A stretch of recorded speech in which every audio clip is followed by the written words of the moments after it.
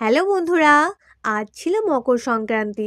সকালবেলা ঘুম থেকে উঠেই স্নান করে নিয়েছি। ছোট থেকেই আমার ঠাকুমা বলতো আজ সকাল সকাল স্নান করে নিতে হয়।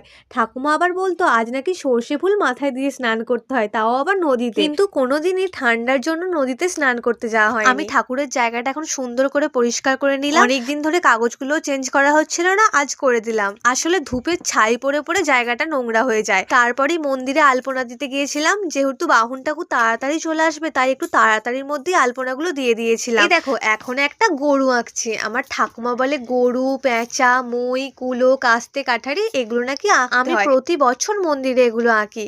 তারপর ঘর থেকে একদম মন্দির পর্যন্ত ঠাকুরের পা এঁকে দিলাম। এটা একটা কাকিমাদের বাড়িতে। আলপনা দিয়ে কি দেখি আমার মা আজকে গপুকে সর্ষে ফুল দিয়ে স্নান করাচ্ছে। কি সুন্দর দেখতে লাগছে। এই দেখো আমাদের বাড়িতে আজকে বাচ্চা বাউন এসেছে, ও ক্লাস 9-এ পড়ে। মকর সংক্রান্তি, বিশ্বকর্মা পুজো এইসব পুজোগুলোতে ও পুজো করতে আসে। ছোটখাটো পুজোগুলো ও করে থাকে। তারপর সব পুজো টুজোর কাজ মিটিয়ে দিয়ে মাকে একটু হেল্প করার জন্য বসেছিলাম নারকেল কুটতে। এই যে এত স্পিডে নারকেল কুটছি দেখে ভেবো না যেন এটা আমি এত তাড়াতাড়ি করছি, এটা আমি স্পিড দিয়ে দিয়েছিলাম। আজকেও তো কালকের মতো পিঠে হয়েছে, কিন্তু এগুলো অন্য পিঠে। তোমাদের বাড়িতে আজকে কাদের কাদের পিঠে হলো অবশ্যই কমেন্ট করে জানিও। আর ভিডিওটা কেমন লাগলো অবশ্যই জানিও। Good night.